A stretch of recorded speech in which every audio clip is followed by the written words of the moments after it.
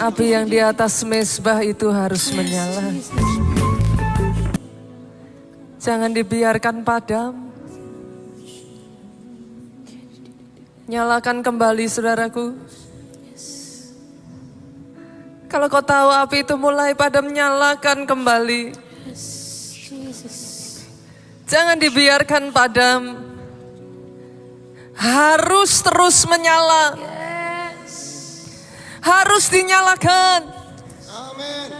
Day by day, hari lepas hari, harus terus menyala.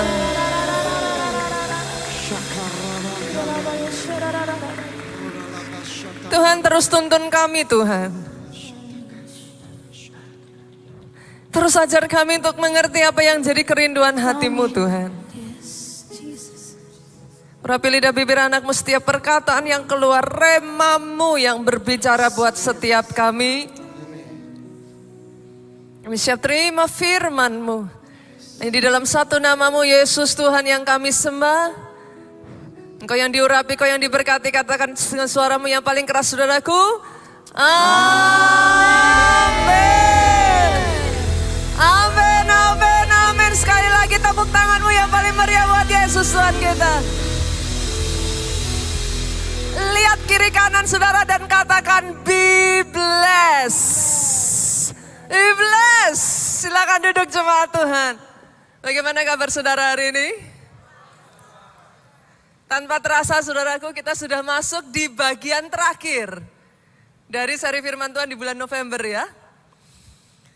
Saya pribadi, saya merasa ya saudaraku, time to love.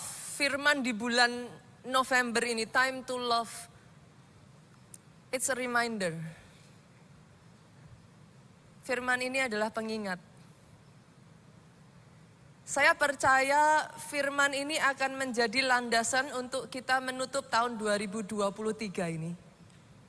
Bahkan sementara nanti kita masuk di tahun 2024.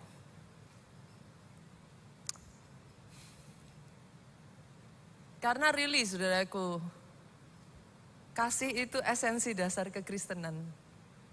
Saya tuh takjub dengan satu ayat ya, kita coba buka ya. 1 Korintus pasalnya yang ke-13, ayatnya yang pertama sampai ayatnya yang ketiga. Saya percaya orang Kristen semua tahu ayat ini. Sekalipun aku dapat berkata-kata dengan semua bahasa manusia, ada di sini nggak yang bisa lebih dari 4 bahasa? Boleh lambaikan tangan saudara? Ada? Malu mungkin ya. Ada nggak yang bisa lebih dari 5 bahasa? Adakah? Nggak ada yang angkat tangan? Mungkin malu ya saudaraku ya. Tapi ayat ini amazing loh. Sekalipun aku dapat berkata-kata dengan semua bahasa manusia, ada berapa bahasa yang ada di dunia ini? Tapi ayat ini ngomong, even though you can speak all languages, bahkan ditambah bonus bahasa malaikat. Tetapi jika aku tidak mempunyai kasih, aku sama dengan gong yang berkumandang dan canang yang bergemerincing. Artinya apa saudara? Gong berkumandang itu artinya dalamnya apa? Kosong saudara. Canang yang bergemerincing, ini nanti kalau saya menjelaskan ini panjang saudaraku. Zaman dulu ketika ayat ini ditulis saudaraku, ayat ini ditulis di Korintus yang adalah kota pelabuhan. Dan di sana saudaraku, orang-orang akan turun dari kapal. Mereka saudaraku akan mencari wanita penghibur. Dan zaman itu seorang wanita penghibur saudaraku di kakinya itu akan diberikan kayak semacam rantai. Ketika dia berjalan akan berbunyi cering, cering, cering. Disitulah saudara tahu bahwa dia adalah seorang wanita penghibur. What does it mean? Di sebuah kota yang dinamakan sebagai the city of love. Tapi ayat ini berbicara saudara. Kalau engkau tidak mempunyai kasih, engkau sama seperti rantai yang ditaruh di wanita itu yang sekalipun memberikan love, itu adalah love yang dibayar. Jadi dalam artinya saudaraku, turun yuk ayat kedua. Kita lihat dari media, boleh bantu? Sekalipun aku mempunyai karunia untuk bernubuat. Di tempat ini ya saudaraku, ada sebagian dari saudara yang saya tahu Tuhan berikan karunia demi karunia. Dan saya katakan kepada saudara, I'm proud of it.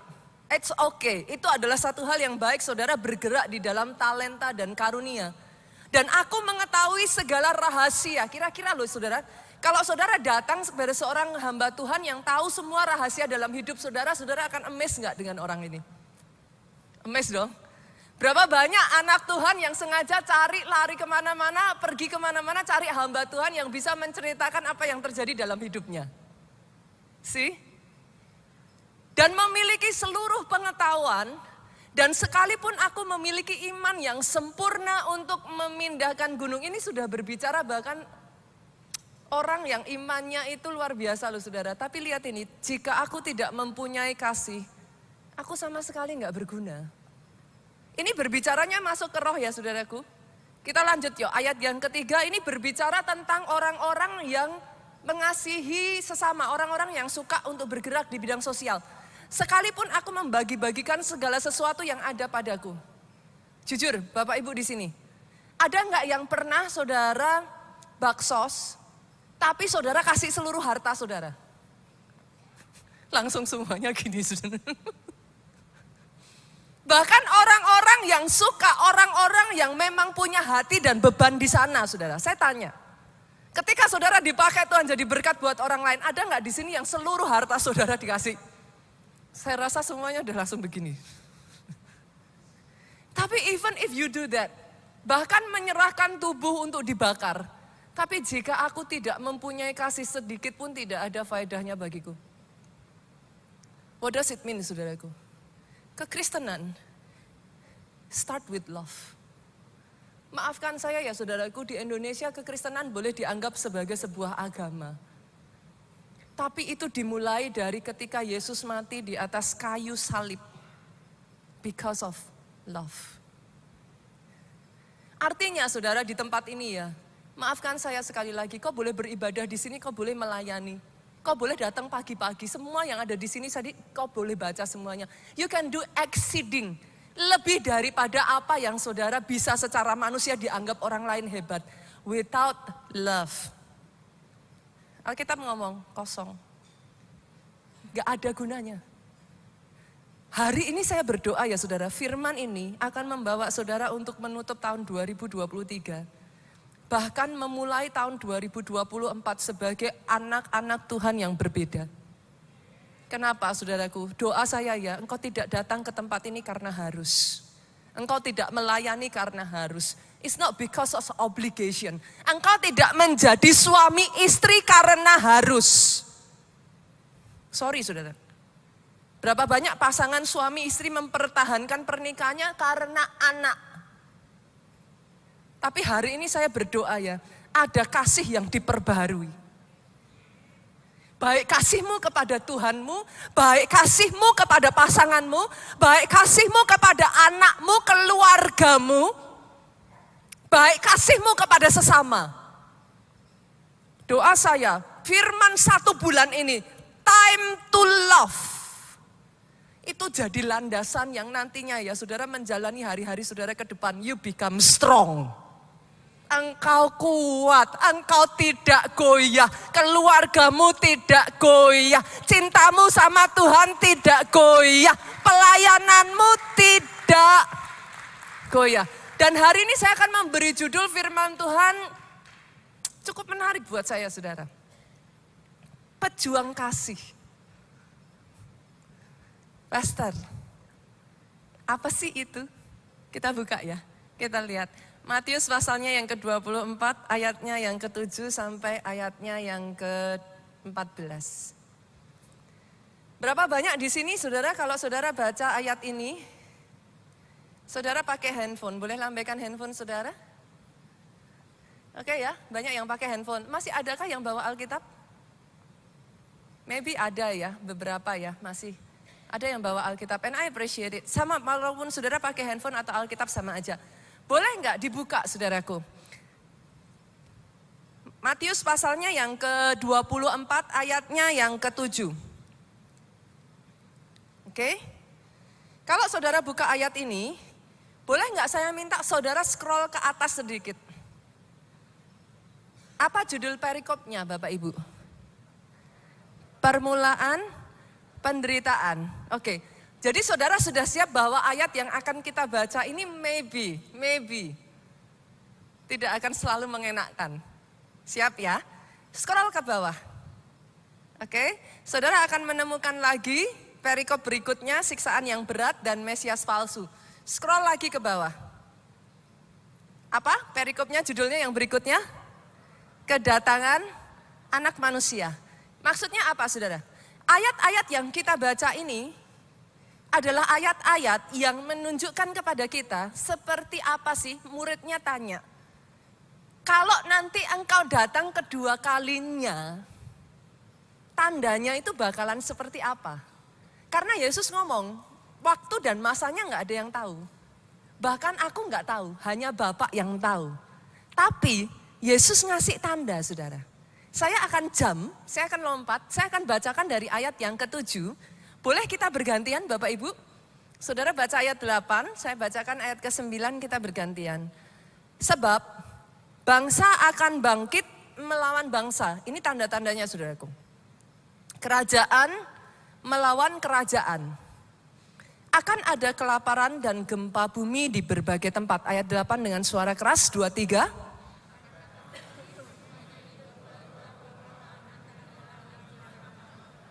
Baru permulaan ya saudara.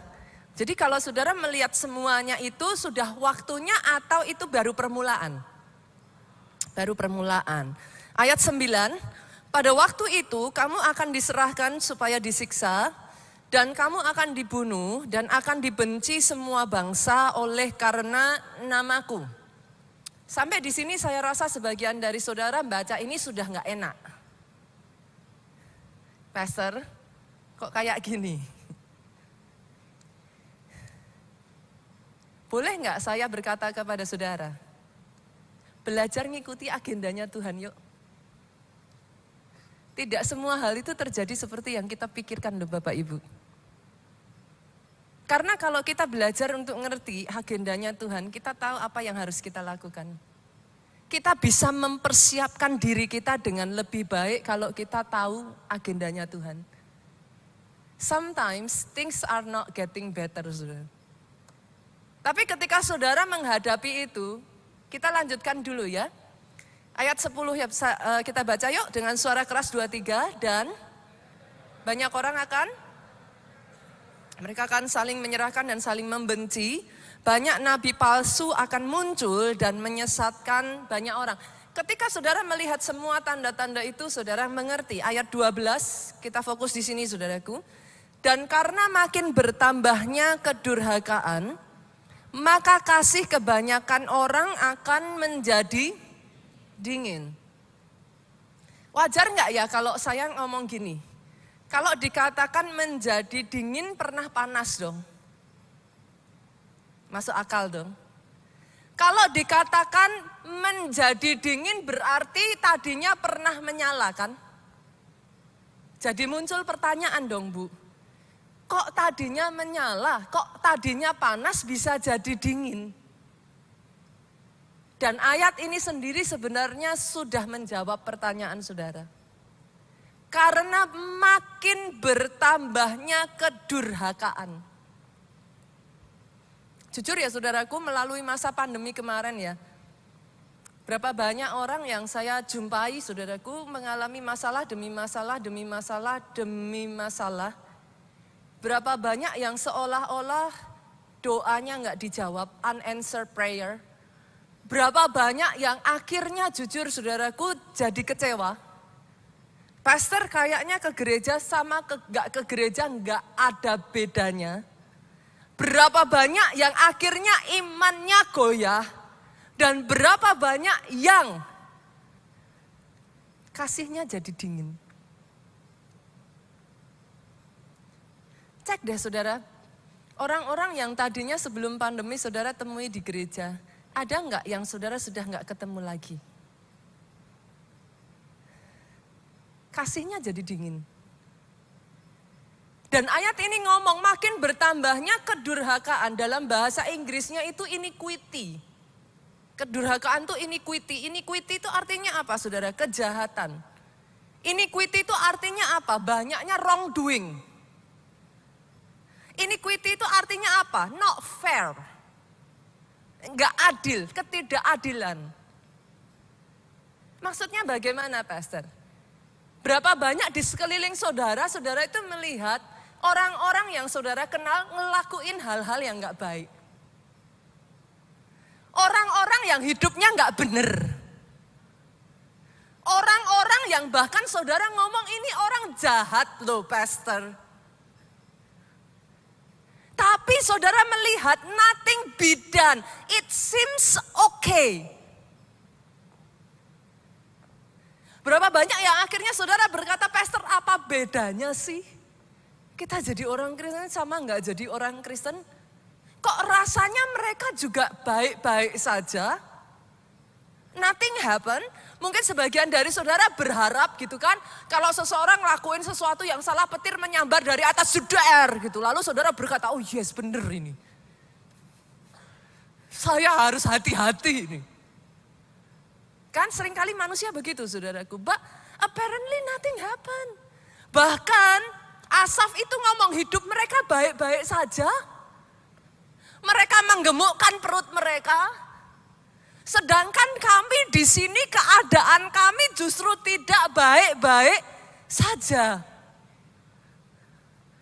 Karena makin bertambahnya kedurhakaan, kau melihat di kiri dan kananmu. And akhirnya saudara jadi permiskius. Saudara jadi berkata, kayaknya gak apa-apa tuh Pastor. It's okay. Kayaknya boleh tuh Pastor. Akhirnya kasih menjadi dingin. Saya bersyukur ya saudaraku, ayat ini gak berhenti sampai di sini ya. Ayat 13 saudara, kita lanjutkan yuk.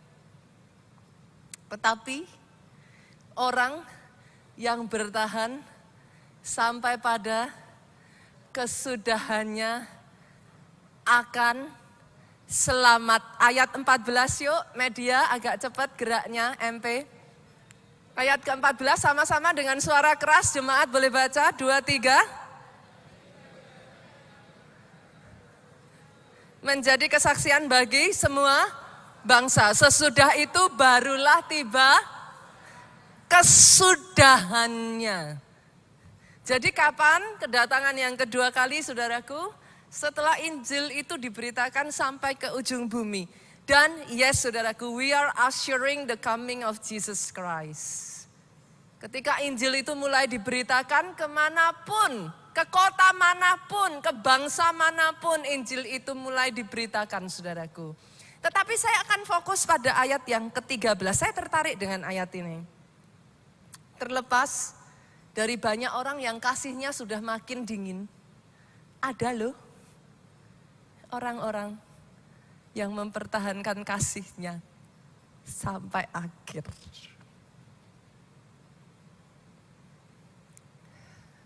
Di kota Solo saya berjumpa seorang ibu, saudaraku. Bahkan di dalam keadaannya yang sedang sakit. Sakit yang sampai begitu, jujur saya melihat aja hati saya hancur, saudara. Tapi saudara tahu apa yang ibu ini katakan dari mulutnya? Dia akan sampaikan kepada saya. Yesus selalu baik dalam hidup saya, Pastor. Sampai akhir hidup saya akan tetap mempertahankan kasih saya kepada Tuhan saya. Dia tidak menyalahkan Tuhannya atas apa yang terjadi di dalam kehidupannya. Terlepas dari sakit penyakitnya dan keadaannya, saudara tahu apa yang dia katakan? Yesus terus ada menemani saya loh, Pastor. Saat kadangkala saya kesulitan bernafas, oh dia pegang tangan saya. Bolehkah saya berkata kepada saudara, orang-orang seperti inilah yang saya sebut sebagai pejuang kasih.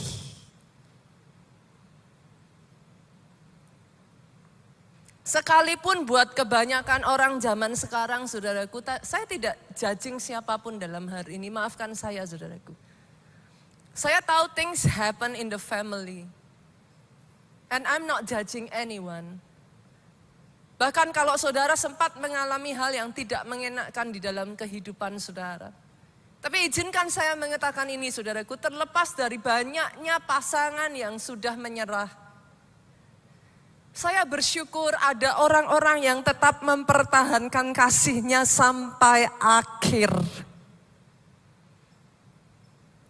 Saya berjumpa, saudara, dengan orang-orang yang berkata kepada saya, yes pastor, memangnya kalau saya berbuat baik selalu dibalas baik.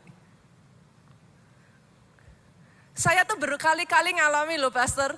Saya bantu, saya tolong sampai saya pastikan semuanya, saya settlekan pekerjaannya, saya bantu loh pastor. Di dalam masa-masa kekurangannya saya berikan, saya sewakan tempat tinggal pastor. Saya ketemu orang-orang seperti itu dan ada di tempat ini. Tapi yang saya dapatkan saya dikhianati. Tapi orang ini masih berkata kepada saya, tenang pastor. Saya tetap akan menjadi berkat buat orang lain. Itulah yang saya sebut pejuang kasih. Saya berjumpa ya saudaraku dengan orang-orang yang bahkan ya di dalam pelayanan ngalami loh lika-liku pelayanan. Aduh pastor, jadi KKS itu kok kayaknya nggak segampang itu. Ya ampun pastor, segitunya ya namanya pelayanan ya.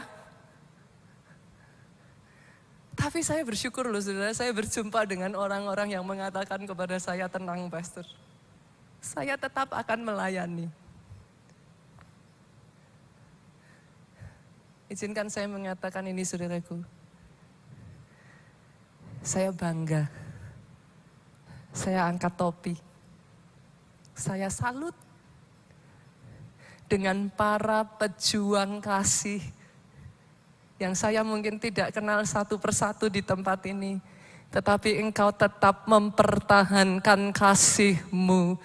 Tidak menjadi dingin, engkau tetap mempertahankan kasih-Mu. Menyala. Kenapa disebut pejuang kasih? Karena yes, untuk mengasihi butuh pengorbanan. Kenapa pastor disebut pejuang kasih? Karena harus ada perjuangan. Dan hari ini saudaraku, saya akan mengajak saudara untuk melihat kisah dan belajar dari dua orang yang ketika mereka belajar untuk menjadi pejuang kasih, pengorbanannya itu berat, saudara. Dua orang yang mungkin buat saudara namanya tidak akan pernah terpikirkan muncul, saudara. Yang pertama adalah Elisa. Ini nabi yang sangat terkenal, saya percaya saudara juga pernah dengar nama nabi ini disebut. Kita buka langsung yuk dari ayatnya 2 Raja-Raja 6 ayat 18 sampai 23. In case multimedia nanti belum muncul, Bapak Ibu boleh buka di handphone saudara saja. 2 Raja-Raja 6 ayat 18 sampai 23. Boleh kita baca bergantian Bapak Ibu? Saya baca ayat 18, saudara baca seterusnya, kita bergantian. Ini adalah kisah Elisa pada saat dia diserang oleh bangsa Aram. Ayat 18 saya bacakan. Ketika orang-orang Aram itu turun mendatangi dia, berdoalah Elisa kepada Tuhan, butakanlah kiranya mata orang-orang ini. Maka dibutakannya lah mata mereka sesuai dengan doa Elisa. Sampai di situ dulu saudaraku. Boleh enggak saya minta saudara melihat ayat sebelumnya. 2 Raja-Raja 6 ayatnya yang ke 16 saudara. Oke, ayat yang ke-15. Oke. Seringkali saudara kita kalau baca ayat hanya ayat tertentu saja maka saudara nggak akan mendapat pemahamannya lebih jelas. Baca dari awal saudara. Bahkan baca satu pasal sebelum, satu pasal setelah. Pastor kenapa? Karena pada saat Alkitab ini ditemukan saudaraku, sejujurnya Alkitab itu nggak dalam bentuk buku. Nggak ada penomorannya. Tapi dalam bentuk scroll. Gulungan. Karena zaman dulu kan nulisnya kan pakai kertas papirus saudaraku, pakai kertas-kertas inilah saudara. Jadi ini tidak di dalam bentuk kitab seperti sekarang ini, pasal sekian, ayat sekian itu enggak saudara. Kalau saudara mau memahami satu dengan yang lain itu mereka berkaitan gitu. Nah saya bacakan ayat 15-nya ya saudara. Ketika pelayan abdi Allah bangun pagi-pagi dan pergi keluar, tampaklah suatu tentara dengan kuda dan kereta ada di sekeliling kota itu. Lalu berkata bujang itu kepadanya, celaka tuanku, apa yang akan kita perbuat? Bujang ini ketakutan saudara. Karena Elisa dikelilingi saudaraku, dikepung oleh pasukan Aram. Yuk 16 yuk sama-sama, buka Alkitab saudara ya, boleh ya. 2-3, jawabnya, jangan takut, sebab lebih banyak yang menyertai kita daripada yang menyertai mereka. Buat bujangnya ketika Elisa berkata seperti itu masuk akal nggak saudara? Nggak masuk akal, mereka cuma berdua. Yang menyerang itu pasukan. Tapi lihat ayat 17. Berdoalah Elisa, ya Tuhan, bukalah kiranya matanya supaya ia melihat. Tuhan membuka mata bujang itu sehingga ia melihat. Tampaklah gunung itu penuh dengan kuda dan kereta berapi sekeliling Elisa. Sebelum kita lanjut, boleh saya katakan ini Bapak Ibu? Di saat engkau takut, sadari ini. Di sekelilingmu. Ada pahlawan-pahlawan, ada malaikat-malaikat. Ada kuda berapi. Ada pagar berapi yang mengelilingi engkau. Engkau tidak sendirian. Kadang yang tidak kita sadari sama seperti bujangnya Elisa. Kita pikir kita cuman sendiri. Kita pikir siapa yang bersama kita. Kita pikir kita nggak punya backing. Tapi yes, yang di dalam engkau lebih besar daripada yang di luar sana. Elisa saudara, sampai di ayat yang ke-18, mendemonstrasikan kuasa Tuhan yang begitu besar. Tadi bujangnya matanya dibuka, sekarang ayat 18. Apa yang terjadi? Gantian tentara Aram, matanya ditutup.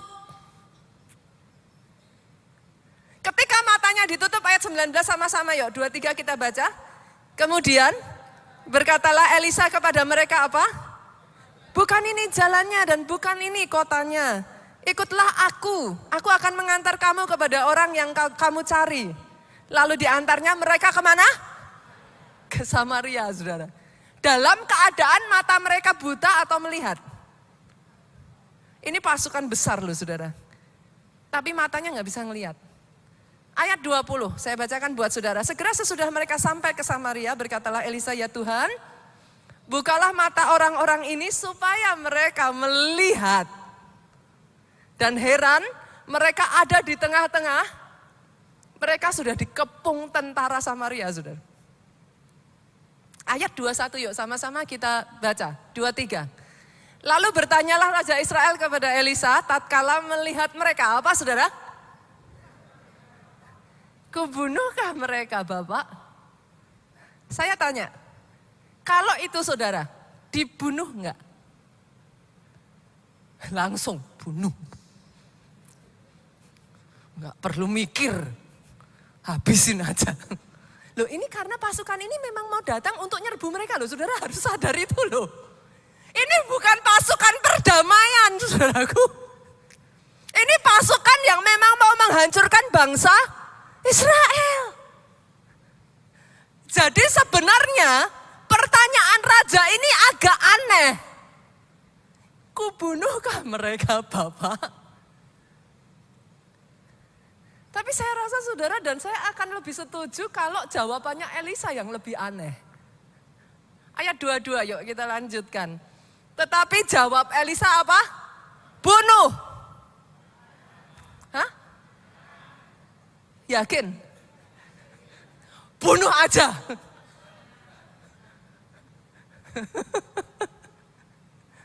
Kadang ya saudara, setuju nggak sih saudara dengan saya?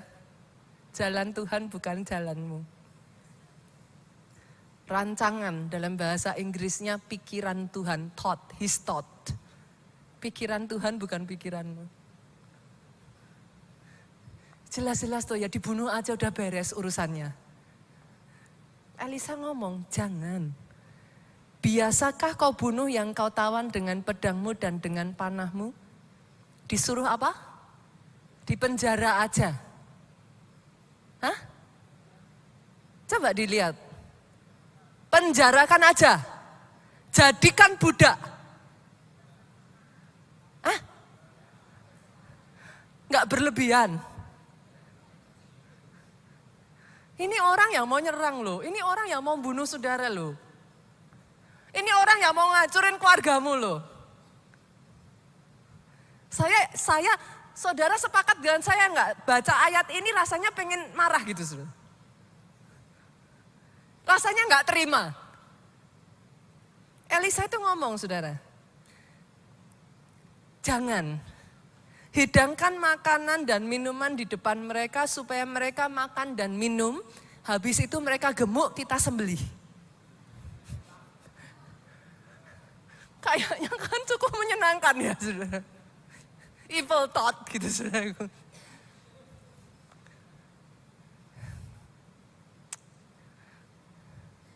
Supaya mereka makan dan minum, lalu pulang kepada Tuhan mereka. Ayat 23 ini lebih nyebelin lagi, saudara. Disediakannya lah bagi mereka jamuan besar.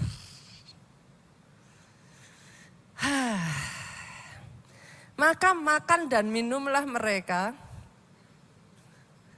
Sesudah itu diracuni aja, saudara. Dibiarkannya lah mereka pulang kepada Tuhan mereka. Setuju gak sih dengan saya saudara? Jalan Tuhan bukan jalanmu. Untuk Elisa melakukan ini ya saudara. Berapa banyak dari saudara yang pernah ngalami yang dilakukan Elisa? Kadang taat sama Tuhan itu butuh perjuangan. Kadang taat sama Tuhan Pak enggak masuk akal. Orang banyak akan bilang saudara bodoh. Tapi maafkan saya saudara, itu sebabnya saya menyebut sebagai pejuang kasih.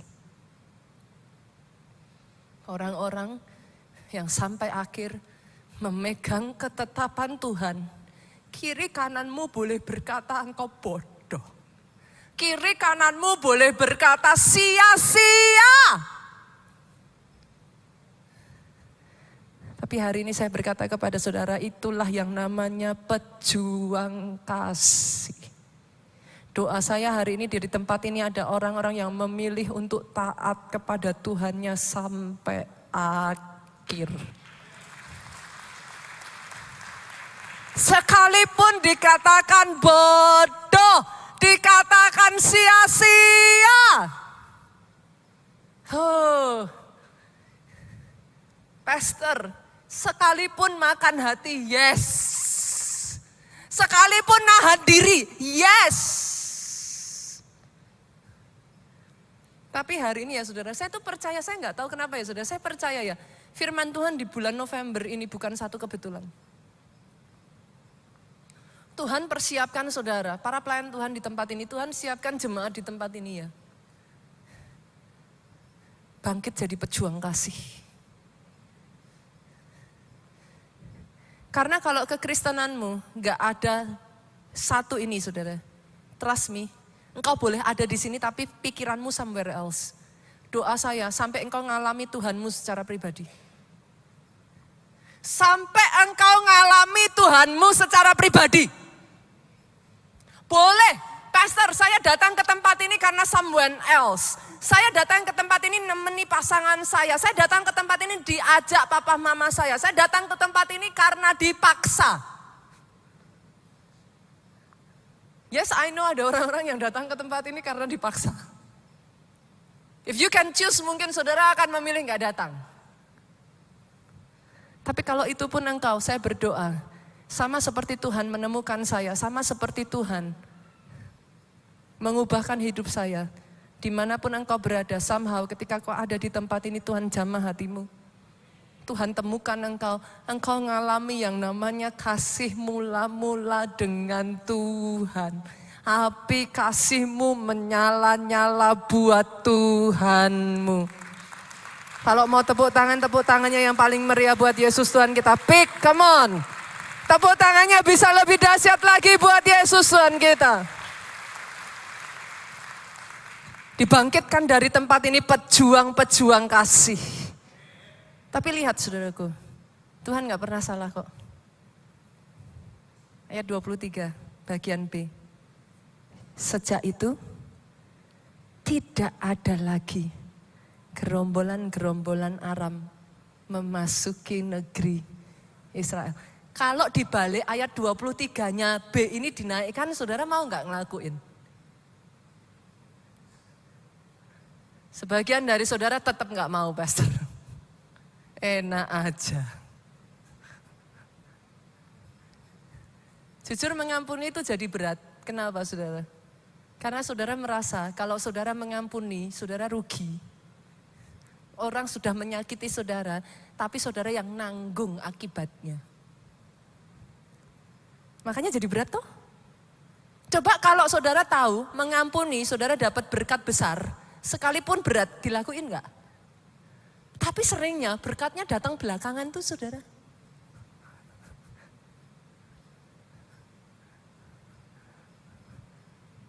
Ikut Tuhan, tidak pernah salah. Taat sama Tuhan, selalu mendatangkan berkat.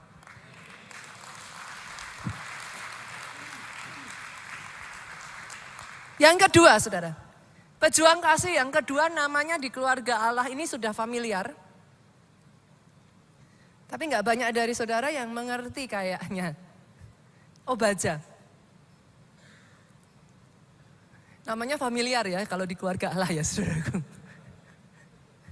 Karena itu gembala sidang kita. Tapi pertanyaannya gini saudara, siapa sih Obadja? Jujur. Ada di sini yang pernah baca kitab Obadja enggak? Beneran, angkat tangan sudah. 1, 2, 3, 4, 5, 6, 7, 8, 9, 10. Ya lumayan lah saudara. Tapi kebanyakan melihat saya gini. Obadja ini saudara, kitabnya di dalam Alkitab itu hanya ada 1 pasal. Dari 1 pasal itu hanya terdiri dari 21 ayat. Jadi kisah tentang seorang Obadja ini very limited. Sangat terbatas, yet tetapi apa yang dia kerjakan itu extraordinary. Dan namanya muncul saudaraku, kita buka ayatnya saja di 1 Raja-Raja. Pasalnya yang ke-18, ayatnya yang kedua sampai ayatnya yang keempat. Kenapa saya menempatkan orang ini sebagai pejuang kasih? Saya akan jelaskan kepada saudara. Lalu pergilah Elia memperlihatkan diri kepada Ahab. Ini kisahnya Elia pada saat itu saudaraku dengan Raja Ahab. Adapun kelaparan itu berat di Samaria, garis bawah ya saudara. Garis bawah ini. Kelaparan itu berat di Samaria. Ayat 3 yuk sama-sama, siapa Obadja? Sebab itu Ahab telah memanggil siapa? Obadja yang adalah siapa? Menjadi kepala istana. Obadja itu seorang yang sungguh-sungguh takut akan Tuhan. Sampai di situ lihat ke depan saudaraku.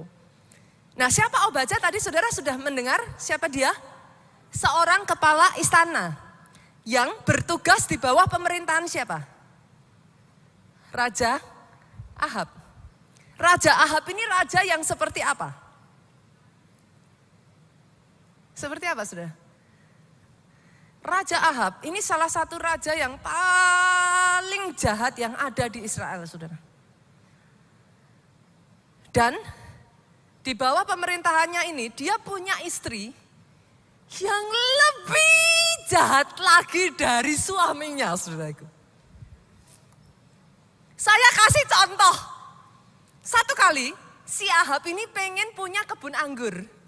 Dia lihatlah dari jendela istananya tuh kebun anggur kok cantik gitu kan.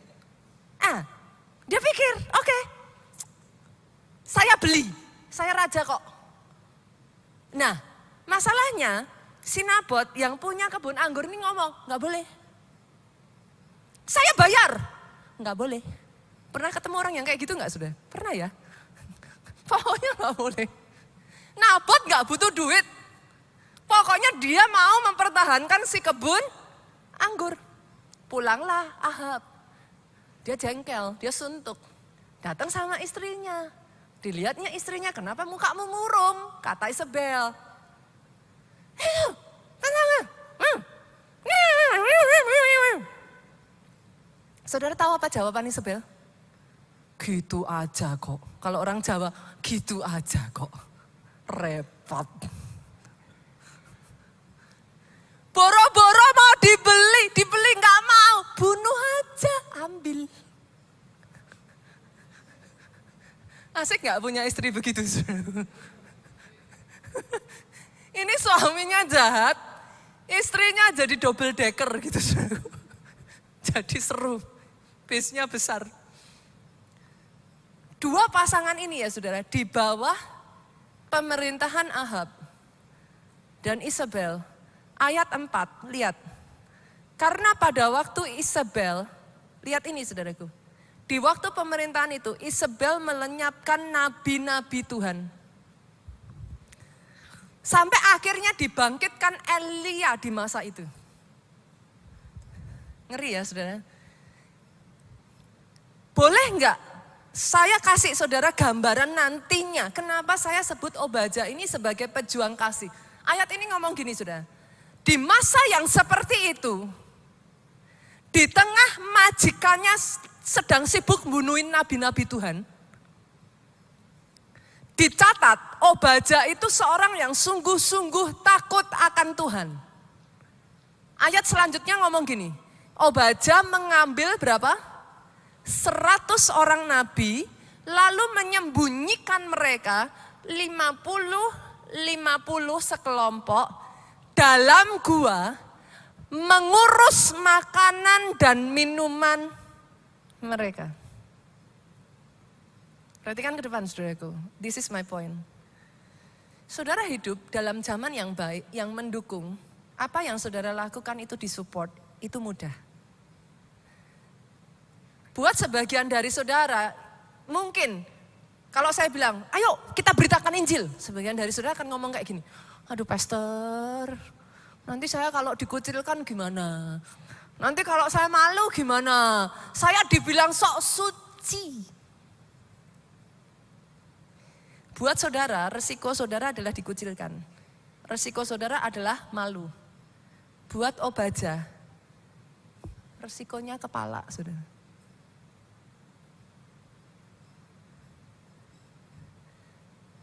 Untuk seorang Obadja hidup takut Tuhan, di tengah sebuah zaman yang sama sekali tidak takut akan Tuhan, resikonya adalah nyawa. Bukan hanya nyawa saudara, karir. Itu riski pastor, terlalu berisiko. Ada sebagian dari kita ya saudara, kalau resikonya sudah karir kita mundur. Tapi hebatnya Obadja, ayat ini berkata saudara, dia menyembunyikan 100 nabi. Dan Alkitab mengatakan 50-50 disembunyikannya dia, plus diberi makan dan minum. Tadi saya minta digarisbawahi apa saudara? Mereka sedang ada di masa kelaparan berat. Ayat 2 tadi kan ngomong saudara, ayat 1 atau ayat 2 tadi. Mereka sedang ada di masa kelaparan berat. berat. Dan masih ingat nggak? Tantangan Elia sama Ahab apa? Tidak ada apa? 3,5 tahun nggak ada hujan. Jadi bukan cuman kelaparan berat, Bu. Kekeringan. Indonesia saja baru-baru ini ya saudaraku kita ngalami hujan dan kayaknya loh ya. Kali inilah saya baru bisa ngelihat orang-orang hujan turun tuh yeay gitu kan. Iya kan? Kenapa? Habisnya ini kan udah masuk bulan November mau ke Desember. Biasanya itu udah hujan deres. Tapi berapa banyak kemarin ketika saudara Agustus, September, saudara masih gini. Panasnya pastor. Masih ingat nggak?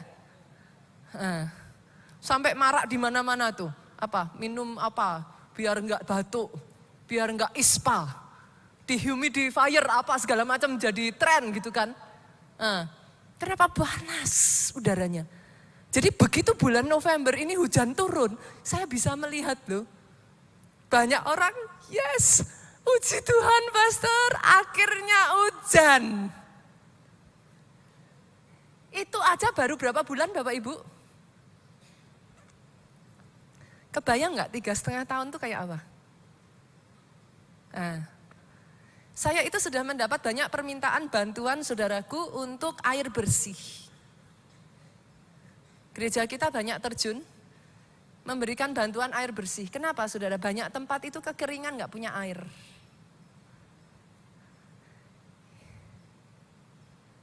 Untuk Obaja melakukan apa yang dia lakukan ini, resikonya, taruhannya nyawa, taruhannya karir, taruhannya keluarga. Itu sebabnya saya berkata, orang ini adalah pejuang kasih. Saya berdoa ya saudaraku, November ini dari tempat ini dibangkitkan para pejuang kasih.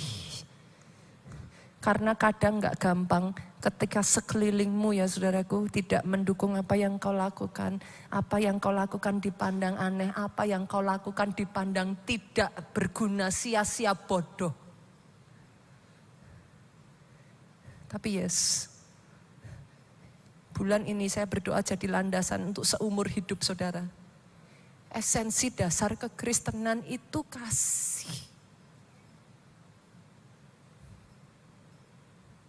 Masih ingat ayat kemarin? Sebagian akan tanya kepada saya, Pastor, kalau gitu apa sih bedanya pejuang kasih dengan mengasihi? Saudara tahu apa perbedaannya?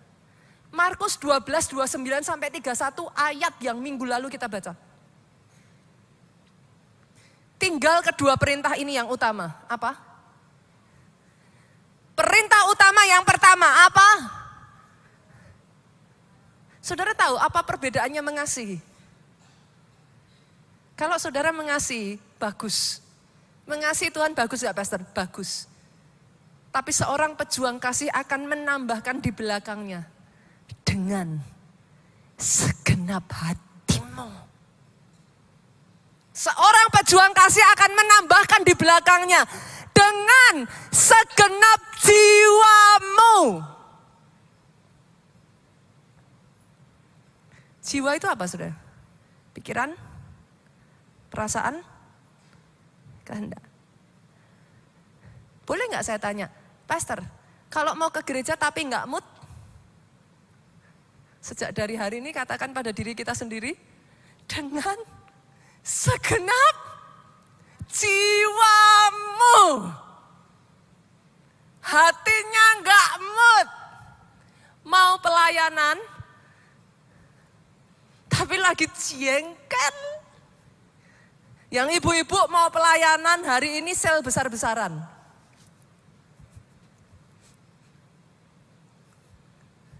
Kalau jam 10 pagi enak, Pastor saya pelayanan dulu, habis itu saya pergi.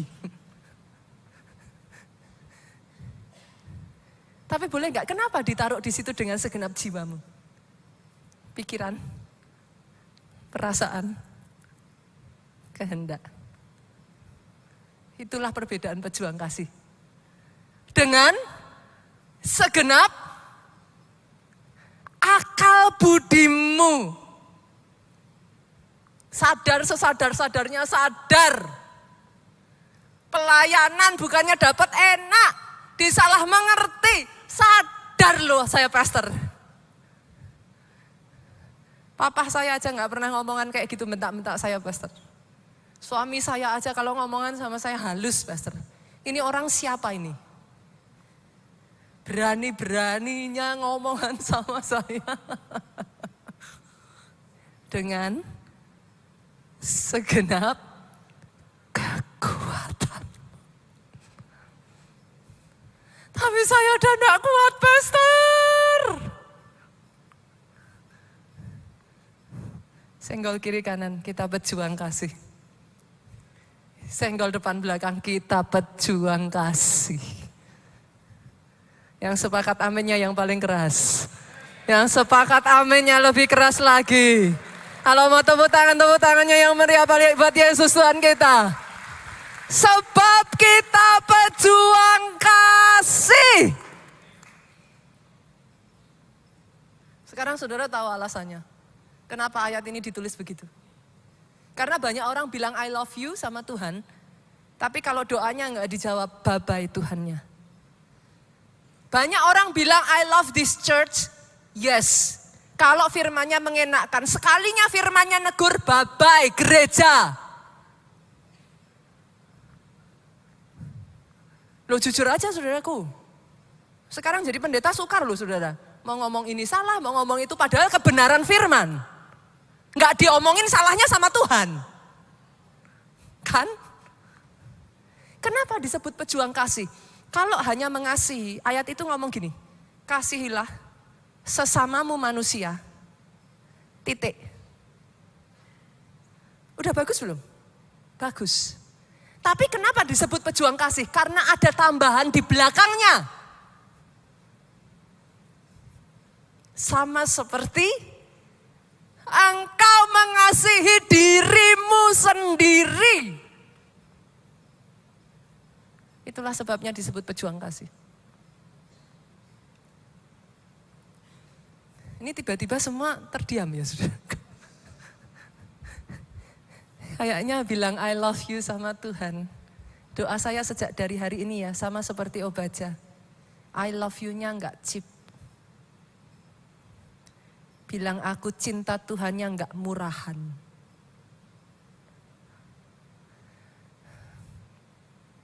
Ketika Yesus mati di atas kayu salib, dia bilang, I love you. Dia kedangkan tangannya, dia mati buat saudara. Ketika Obaja mengatakan, I love you Lord. Dia korbankan, dia resikokan nyawanya, hidupnya, keluarganya. I love you-nya mahal Pak. I love you orang-orang yang di tempat ini, doa saya sejak dari hari ini tidak ada yang murahan. Zaman mungkin gak akan jadi lebih baik saudaraku. Apa yang saudara lihat mungkin nanti akan ada ini, akan ada itu. Dan itu semua sudah dinubuatkan di dalam Alkitab. Jangan ada lagi orang Kristen yang datang sama saya terus ngomong, kenapa Tuhan izinkan pastor? Baca Alkitabmu, jawaban saya itu saudaraku. Jahat ya. Karena sudah ada di dalam Alkitab, memang gak akan jadi lebih mudah. Hanya orang yang bertahan sampai kesudahannya akan selamat. Jadi.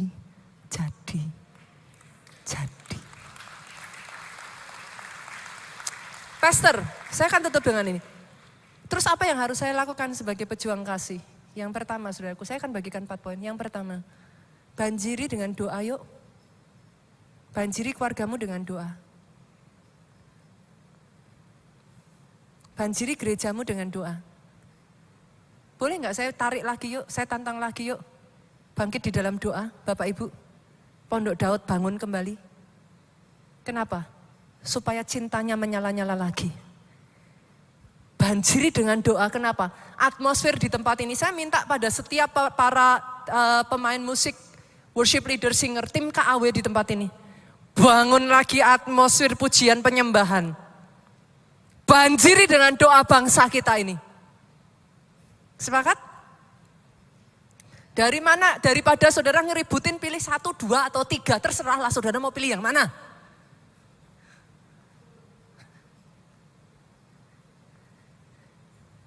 Hari-hari ini ya saudara, saya sebagai pemimpin gereja saya harus menjaga netralitas.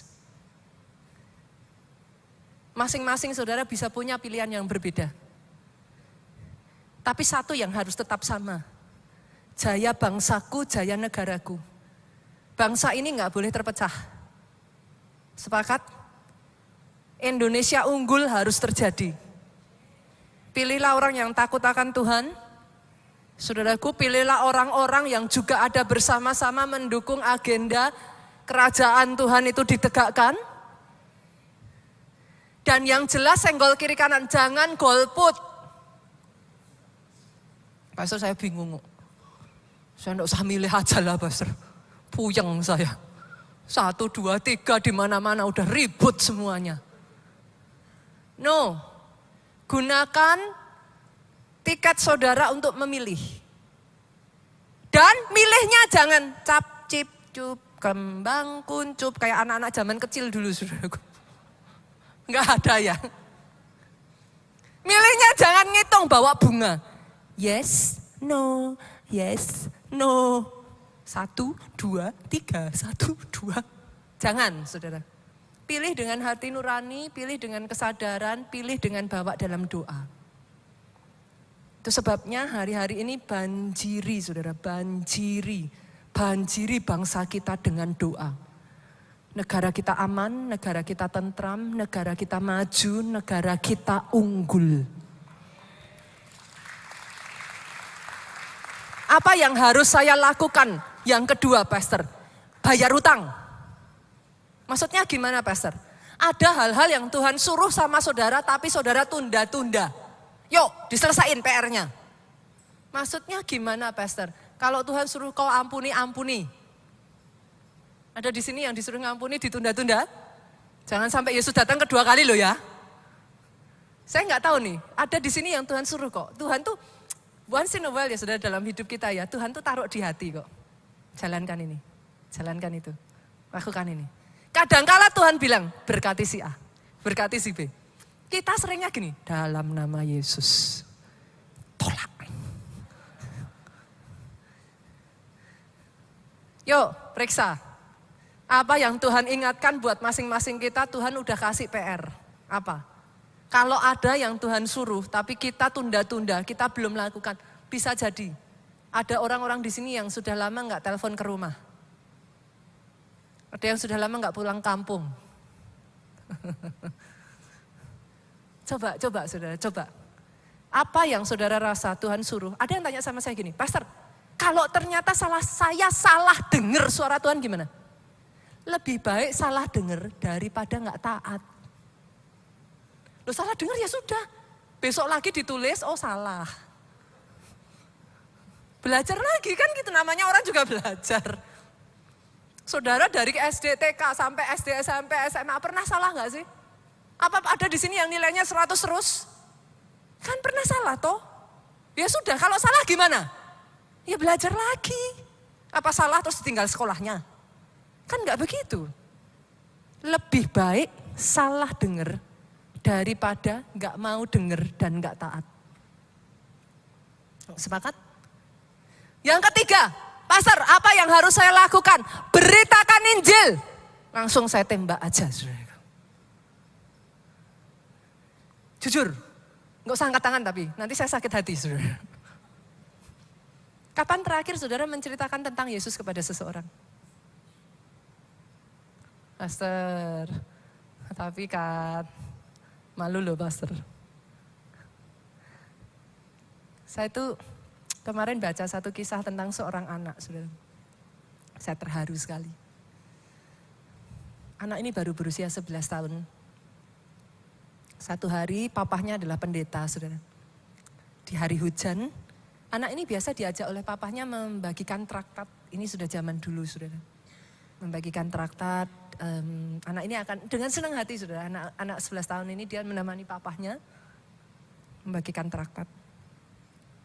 Satu kali hari hujan. Hujan deras. Anak ini mengajak papanya, "Pak, yuk bagikan traktat." Papanya bilang, "Nak, ini hujan. Toh nggak ada orang. Udahlah, nanti besok aja." Dan benar saudara, hujannya deras sekali. Tapi anak ini tetap bersikeras, "Pak, ayo bagikan traktat." Papanya karena sudah merasa, udahlah, kamu kalau mau pergi sendiri, papa tapi nggak mau ikut hari ini. Oke, kata anaknya. Dikasih traktatnya sama anaknya ini pergi saudara. Sepanjang dia bisa temukan manusia, dia bagikan traktat saudara. Sampai akhirnya traktatnya tinggal satu. Dia cari kemana-mana nggak lihat orang saudaraku. Dia bingung, aduh Tuhan, temuin aku pada satu orang. Dia doa saudara, Tuhan kasih satu orang, tinggal satu traktatnya, aku nggak mau pulang bawa satu lembar ini. Dan ketika anak itu berpapasan, tiba-tiba Tuhan berbicara, ketuk pintu rumah itu. Hah? Saya nggak kenal. Ketuk pintu rumah itu. Anak itu berlari saudara di tengah hujan lebat. Dia ketuk pintu rumah itu. Duk, duk, duk, duk, duk, duk, duk, duk, bukain, bukain, tolong. Duk, duk, duk, duk, duk, duk, bukain, bukain. Lama nggak terdengar suara saudara. Tapi anak ini nggak menyerah. Duk, duk, duk, duk, duk, duk, duk, bukain. Lebih keras dia berteriak saudara. Sampai setelah sekian lamanya, turunlah seorang wanita saudaraku dan membuka pintu dan bertanya dengan suara yang nada yang sudah lemes saudaraku. Dia ngomong, "Ya nak, kenapa?" Anak ini happy sekali saudaraku. Ada satu manusia terakhir gitu. Dia berkata, "Ibu," dengan mata berbinar-binar karena itu terakhir, traktat terakhirnya saudara. "Ibu, saya cuma pengen ngomong, Yesus sangat mengasihi ibu. Ibu adalah orang terakhir yang menerima traktat saya.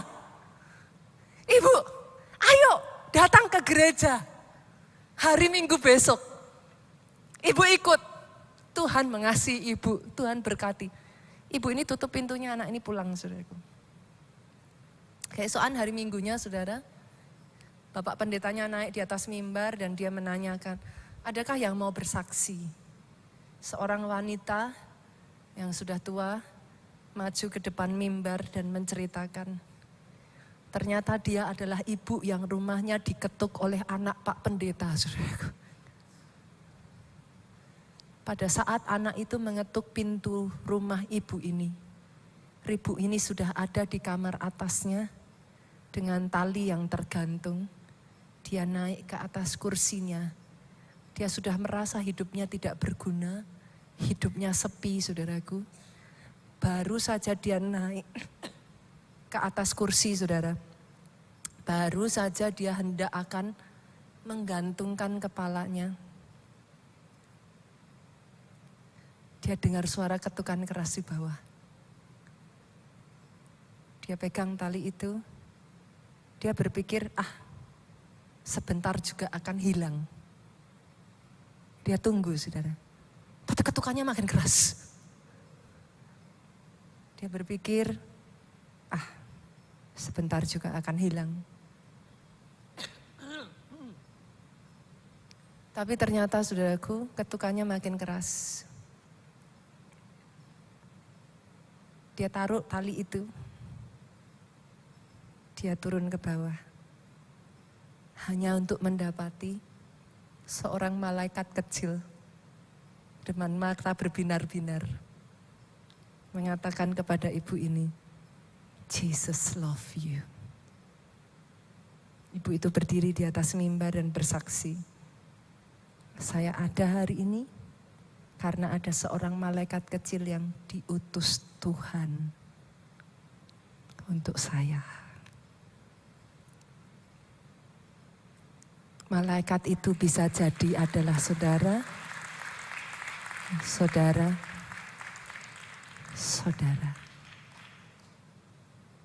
Jadilah malaikat untuk seseorang, boleh Bapak Ibu?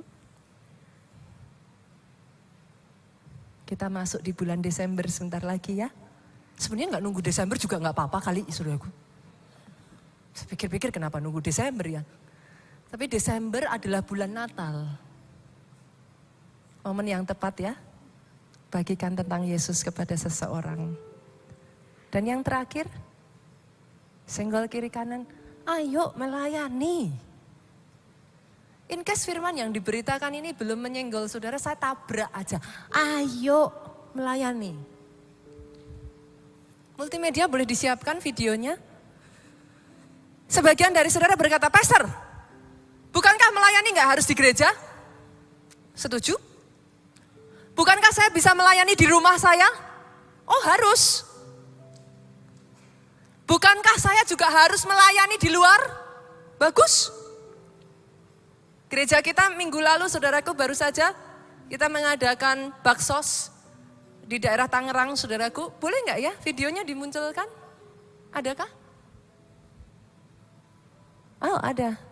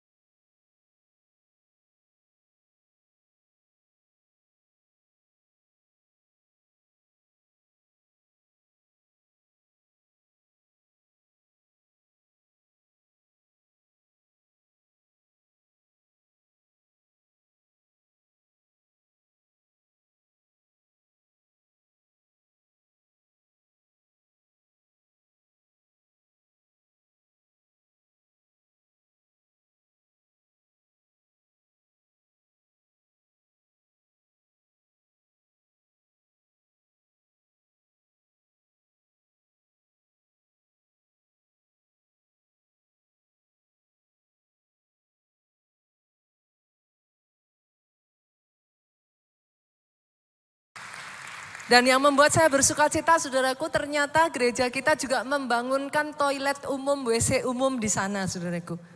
Jadi ketika saya kemarin mengunjungi, saya ditunjukkan WC umum yang sudah cantik, bersih, bagus. Ternyata itu dibangun dari setiap saudara di tempat ini. Yes, pastor saya harus melayani di keluarga saya, setuju. Saya melayani di masyarakat luar, setuju. Tapi apa salahnya melayani juga di gereja, saudaraku? Yang setuju aminnya yang paling keras. Nanti daripada tahu dapurnya, enggak apa-apa. Tahu dapurnya biar bersih-bersih sekalian, saudara. Sepakat katakan amin yang paling keras. Nanti kalau saya luka gimana? Diobati. Itulah pejuang kasih. Luka. Tahu bahwa di gereja bisa terluka, ribet pastor, pelayanan di gereja. Tapi doa saya, hati yang seperti itu ada di dalam hidupmu. Jangan pernah lupakan esensi kekristenan adalah kasih. Kau boleh bisa berbahasa semua bahasa manusia, kau boleh bisa berbahasa malaikat sekalipun. Kau bisa punya talenta, karunia, kau punya semua pengetahuan. Kau bahkan menyerahkan dirimu untuk dibakar, sia-sia semuanya tanpa kasih. Bukan orang yang berseru Tuhan, Tuhan yang akan masuk ke dalam kerajaan surga. Tapi orang yang mentaati perintahnya. Perintahnya jadi gak berat kalau ada kasih. Sepakat Bapak Ibu? Boleh? Sudah hampir padam. Bangkitkan kembali Tuhan kasih mula-mula kami. Kami beribadah, kami melakukan apa yang kami lakukan karena kami tahu kami adalah pejuang-pejuang kasih. Sampai akhir hidup kami, apa yang kami sudah mulai di dalam roh, kami akan selesaikan di dalam roh. Jadi dalam satu namamu Yesus Tuhan, kami berdoa sama-sama Bapak Ibu kita katakan, amin. Angkat kedua tangan saudara. Diberkati saudara oleh Tuhan. Diberkati keluargamu oleh Tuhan. Jadilah pejuang-pejuang kasih. Sehat tubuhmu. Baik jiwamu. Kuat rohmu. Panjang umurmu memberitakan semua kebaikan yang daripada Tuhan. Pulang dari tempat ini saudaraku bawa sukacita. Damai sejahtera Allah Bapa, cinta kasih Yesus Kristus, persekutuan dengan Roh Kudusnya sekarang sampai selama-lamanya. Yang diurapi diberkati katakan dengan suara yang paling keras. Amin.